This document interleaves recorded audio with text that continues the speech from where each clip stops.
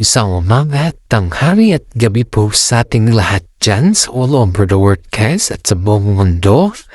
Umpisahan po natin ang updates po natin patungkol sa Kimpaw Kanap. Bago natin umpisahan ang ating updates guys ay gusto ko lamang po mag-shout out sa mga senior citizen dyan na palagi nanonood sa ating.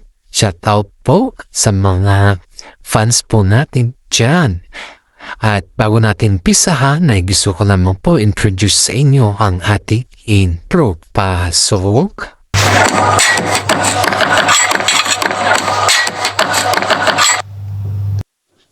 Ang topic po natin for today guys ay update tayo sa Kimpaw Kanap na kung saan po ay tatlo po yung ating topic for today. Una, si Kim Chuba ay nagsiselos sa kasama nila sa management na kung saan ay isang staff. Pangalawa, si Paolo Avellino. Bakit hindi sinundo si Kimi sa set? Pangatlo, bakit nagkaroon ng alitan ng dalawa? Ano nga ba ang dahilan?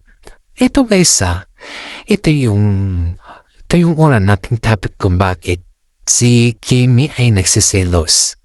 Ayon dito sa ating legit na sources guys ay sa management kasi guys ay parang may umaalikit kay Paolo Avellino doon na kung saan ay hindi naman sa kagustuhan ni Paolo ba pero dahil nga sa showbiz ang kanilang trabaho kailangan din niya mag-entertain. Hindi naman yung entertain na alam mo na kundi kaya ay pakisama or makikisama ba. Pero syempre kilala naman natin si Kimi na selosa. Selosa siya guys dahil marami namang mga netizen ang nakakapansin or hindi lamang sa mga netizen guys or di kaya sa mga kasama nila sa trabaho na si Kim Chupo ay selosa kung nasaan siya dapat andun din si Paolo Avellino. Para sa ganon ay walang issue ba? Pero hindi mo naman maiwasan sa isang showbiz or kung nagtatrabaho ka sa showbiz na may mga makabanding ka din na kahit contain tawanan lang ba? Siyempre kapag ganon naman is hindi naman kinakailangan na magsiselos dapat pero ayon dito sa ating legit na sources ay si Paolo din pala po yung nag-approach sa girl na to na kung saan ay ito ay yung sabi ng legit na sources natin na kapag si Kimi pala busy sa trabaho ay si Paolo din pala ay nakipag-usap sa mga kasama nila sa loob sa showbiz. Siyempre hindi mo naman maiiwasan yun. Pero ang iniisip lang ni Paolo ay yung pakikisama lang ba or kumbaga is yung dahil nasa loob sila ng showbiz hindi naman pwedeng didmahin mo yung sino sa kanila kasi nakakahiya. Yun nga yung bilin ng isang management guys na kung saan ay pag may mga bagong pasok sa showbiz at matagal ka na ay kailangan mo din silang i-approach or kailangan mo din silang i-lift. Kumbaga is pakisamahan dahil sila ay bago pa hindi kagaya sa iyo na matagal na mas marami kang alam kumpara sa kanila. Yun yung palaging sinasabi ng mga management guys. Pero si Kimi guys selosa talaga siya. Halos yung mga nakakasama ni Paolo sa showbiz guys na babae ay kumbaga ayaw niya dapat na makisalamuan si Paolo sa kanila pero wala siyang magagawa dahil nasa showbiz sila guys. Yung iniisip ng mga ibang tao guys na kung bakit palaging umaligid si Paolo Avellino kay Kim Chu ay dahil dyan guys na talagang maramdaman mo yung pagkaselos ni Kimi guys. Kaya yung mga netizen di pa na nagsasabi na wow, si Paolo Avellino ay hindi talaga maiwasan na makipag-usap at iba talaga yung karisma niya. Oo, kasi may itsura si Paolo Avellino hindi naman pwedeng magiging pipi siya at hindi naman pwedeng di niya kakausapin yung mga bago lalo na't sikat sila at saka sila yung tinitingalan ng mga tao. At hindi lang yan guys, ay ramdam mo talaga yung pagiging gentleman din ni Paolo Avellino sa mga bago. Dadako naman tayo sa pangalawang topic natin guys na kung saan na hindi sinundo ni Paolo Avellino si Kimi. Ito guys hindi sinundo ni Paolo Avellino si Kimi ay it's not a big deal. Kasi nga, ayon dito sa ating legit na sources ay dumating kasi yung kamag-anak ni Paolo na galing sa probinsya at naghahanap sila kung saan ay gusto nila din makabanding si Paolo dahil nga galing sila sa ibang bansa guys, pero taga-probinsya po sila.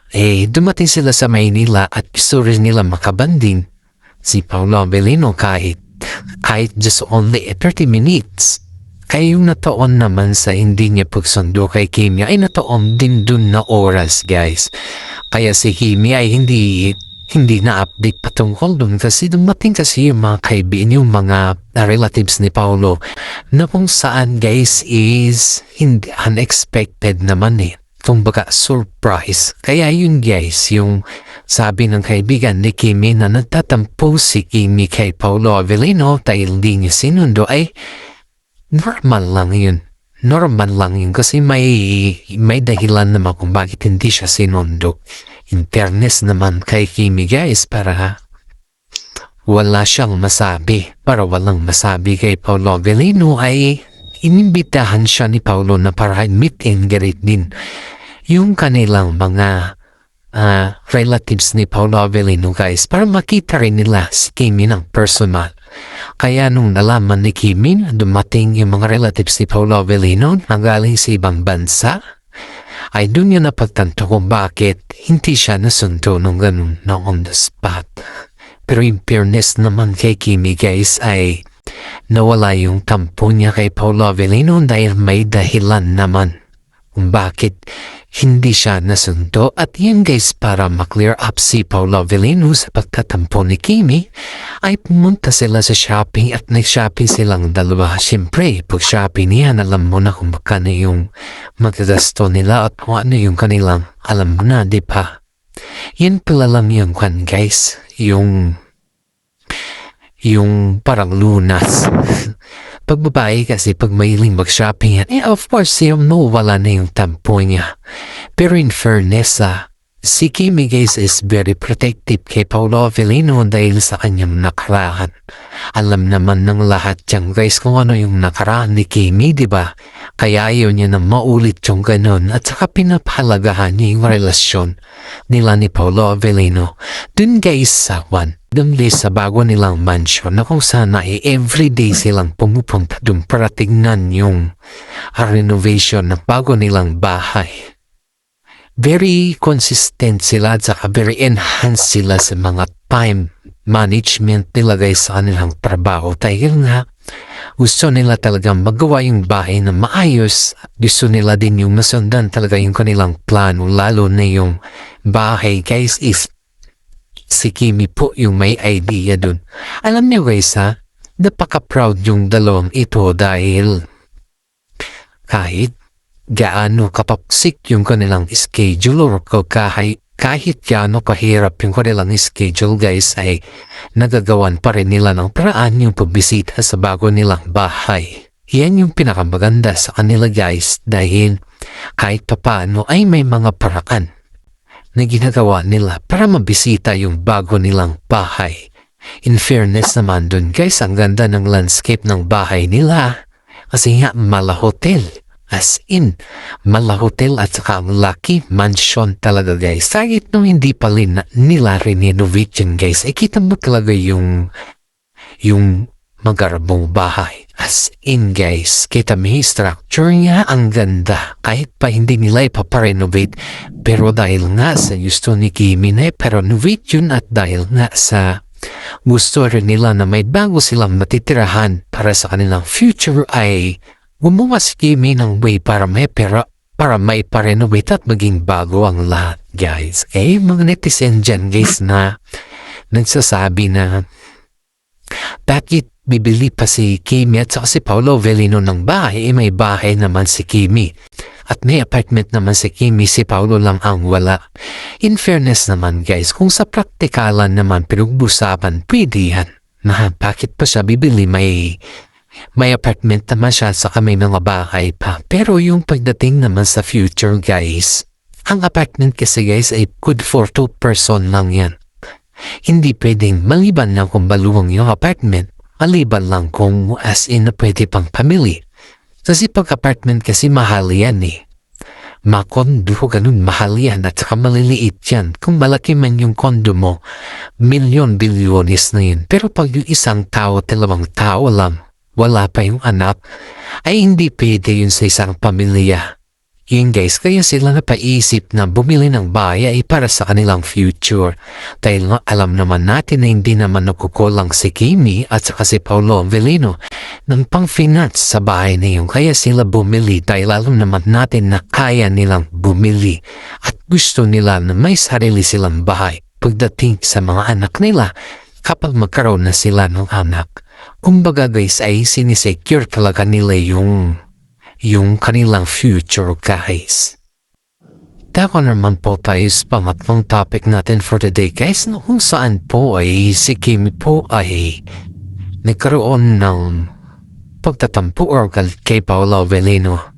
Ito guys ewan lang natin kung anong reason nito kung bakit siya galit kay Paolo Avellino kasi nga si Paolo ata guys is may bago siyang business na kung saan is hindi kasama si Kimi. Hindi naman guys sa nagsiselos si Kimi na hindi siya kasama, kundi kaya ba eh hindi ata niya nasabi kay Kimi na nakipag-collaborate siya sa mga iba niyang kasama sa showbiz. Pero hindi yun sa nagsiselos sa about sa pera ba, kundi kaya is kailangan din niya dapat sabihin yung lahat ng galawan niya kasi nga alam naman din natin na magkarelasyon na sila at mag-asawa at nag-live-in na. Kaya ang dapat na decision lahat ni Paolo ay sinasabi din niya kay Kimi. In fairness, may isang fans po ang nagsasabi na si Paolo Avellino ay lumaki na yung ulo niya. Lumaki na yung ulo niya dahil sobra na siyang sikat ngayon at ang dami niya ng endorsement at halos hindi niya nakilala daw yung mga kasama niya na hindi pa sikat. In fairness guys ewan lang natin kung lumaki yung ulo ni Paolo kasi yung mga sinasabi ng mga ibang fans na ewan lang natin kung sila ay naninira. Pero yung tuwing nakikita nila si Paolo Avellino ay umiba na siya malaki daw yung pagbabago niyan simula nung naging sila ni Kimi at simula nung naging sikat na siya kasi yung mga fans guys is nakakapansin. Pero yung mga ating legit na sources ay ito naman yung kasama nila Paolo sa everyday yung everyday nilang kasama sila Paolo at saka si Kimi. Sabi nila hindi man lumaki yung ulo ni Paolo, sadya lang talaga na ganun siya at sadya lang talaga na mabait siya at hindi talaga siya yung madaldal na tao. Yan po yung sinasabi ng mga pasama nila sa showbiz guys. At yung mga iba naman guys na nag-bash kay Paolo Avellino na kung bakit may cryptic post siya na bigla niyang dinilit. Yung cryptic post daw guys na bigla niyang dinilit kasi pinadilit ata na isang management at napagalitan siya. Agad niya nang dinilit guys, may proven kasi tayo dito guys pero no need to show kasi mahirap na alam naman din natin na ang isang legit na sources natin ay hindi naman. Bago natin tapusin yung ating updates for today guys, ay shout out muna tayo sa mga senior citizen dyan na palaging nanonood sa atin sa mga ibang bansa guys. Maraming salamat po. Paki-like and share and comment naman po kung ano yung mga magandang idea ninyo at kung kahit maganda naman or pangit yan ay accepted naman po. At saka panoorin po hanggang dulo yung ating YouTube channel kasi yan po ay nakakatulong din po sa atin. Always think positive guys and pray to the cat kasi ang pagiging positibo ay nakakagaan sa pang-araw-araw natin. Maraming salamat at God bless po sa inyong lahat.